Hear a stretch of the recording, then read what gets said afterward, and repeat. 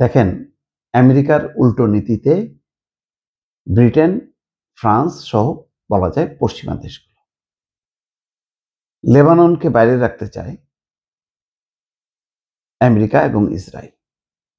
অর্থাৎ এই যে শান্তি চুক্তি বা যুদ্ধবিরতি কার্যকর হলো, পাকিস্তানের প্রধানমন্ত্রী কিন্তু বলছিল যে এটা লেবানন সহ মধ্যপ্রাচ্যের অন্যান্য জায়গা সহ, অর্থাৎ কোথাও কোনো গুলি চলবে না, কিন্তু লঙ্ঘন করছে।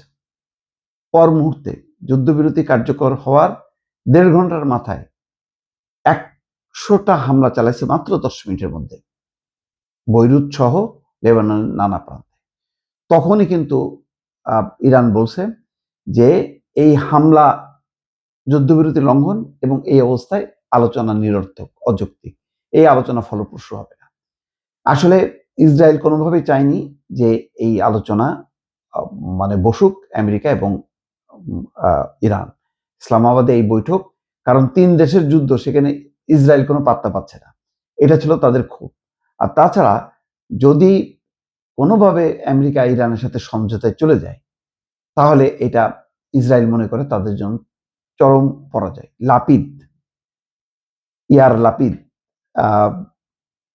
ইসরায়েলের যে বিরোধী দলের নেতা, তিনি কিন্তু স্পষ্ট করেই বলছেন যে ইসরায়েলের হচ্ছে এটা ইতিহাসের একটা চরম পরাজয়। এরকম পরাজয় কখনো হয়নি যে 3 দেশ যুদ্ধ করলো, সেখানে ইসরায়েলকে বাদ দিয়ে আমেরিকা এবং ইরান ইসলামাবাদে বৈঠক করতে চলে গেল। তো তার মানে ইসরায়েল ছাগলের 3 নম্বর বাচ্চা। তো এখন স্বাভাবিকভাবে তারা এটা ভণ্ডুল করতে চাইবে। তারা চাইবে না যে কোনোভাবেই যুদ্ধবিরতি কার্যকর হোক এবং ইসলামাবাদে আলোচনা সফল হোক। তো বিষয়টা তাই, এবং তারা ব্যর্থ হয়েছে এবং অব্যাহতভাবে হামলা চালাচ্ছে। সবচেয়ে মজার বিষয় হলো, অবাক করা বিষয়, মজার বলবো না, অবাক করা বিষয় হচ্ছে মঙ্গলবারে ওয়াশিংটনে লেবানন এবং ইসরায়েল আলোচনা করবে, কিন্তু ইসরায়েল বলছে যে আলোচনা চলবে কিন্তু হামলা অব্যাহত থাকবে।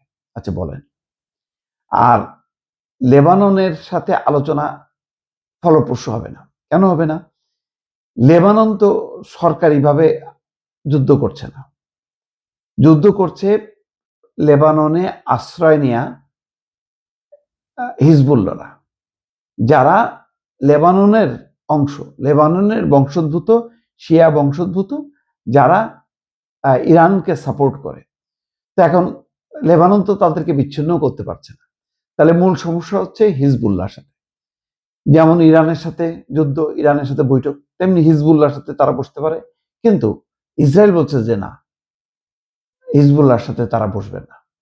তাহলে লেবানন ইতিমধ্যে বলছে যে হিজবুল্লাহদেরকে যুদ্ধ থামাইতে বলছে এবং বলছে যে হিজবুল্লাহদের কারণে লেবানন ক্ষতিগ্রস্ত হচ্ছে। তো এইরকম অবস্থানকে সম্মান না জানায় ইসরায়েল হামলা চালাচ্ছে অব্যাহতভাবে। তো সেই কারণে পাকিস্তানের যে বক্তব্য, সেইটাকে আবার সমর্থন করলো ব্রিটেন এবং ফ্রান্স। ব্রিটিশ প্রধানমন্ত্রী কেয়ার স্টারমার এবং ফ্রান্সের প্রেসিডেন্ট এনামুয়েল মাখো আজ এক ফোনালাপে মধ্যপ্রাচ্যের চলমান সংকট নিয়ে আলোচনা করেছেন। দুই নেতাই একমত হয়েছেন যে মধ্যপ্রাচ্যে যে কোনো যুদ্ধবিরতি চুক্তিতে অবশ্যই লেবাননকে অন্তর্ভুক্ত করতে হবে, কারণ একটা একে অপরের সাথে সংযুক্ত। এমনকি হুতিরাও যদি আসে, ইরাকের সশস্ত্র গোষ্ঠীরাও যদি আসে এই আলোচনায়, তাহলে এই আলোচনাটা একটা পূর্ণাঙ্গ রূপ নেবে। ব্রিটিশ প্রধানমন্ত্রীর কার্যালয় ডাউনিং স্ট্রিটের এক বিবৃতিতে বলা হয়, দুই নেতা দ্রুত উত্তেজনা কমানোর প্রয়োজনীয়তার উপর গুরুত্ব আরোপ করেন। ব্রিটিশ প্রধানমন্ত্রী কিয়ার স্টারমার একটি স্থায়ী যুদ্ধবিরতির প্রয়োজনীয়তার কথা বলেন, যেটা বলেছে ইরানও।